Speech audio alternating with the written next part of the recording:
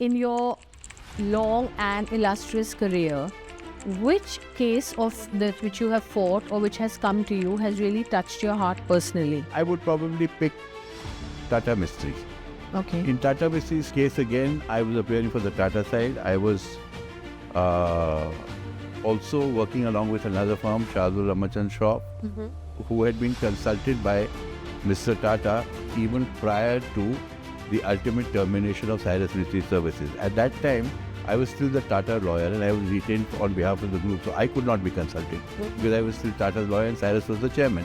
After he was removed, I remember calling up Ratan and saying, well, congratulations. And Ratan sort of said, oh, news has traveled fast. I said, no, it was on the ticker and I read about it. And then we discussed it and I said, look, one thing we'll have to do, Ratan, is to retain counsel. And now, retaining of counsel can be an extremely expensive exercise because some of the retainers for each individual counsel can run into a lakh just as a blocking fee.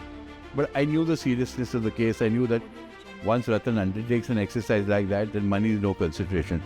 So one good strategy I think we evolved was that in the first 24 to 48 hours, we had blocked not only every A level but virtually every B level counsel that there was to block in the Supreme Court in India and in the Bombay High Court. So as a result of that, when Cyrus Mystery ultimately came to court, he was severely handicapped because there was no real counsel of that level of merit that he could approach.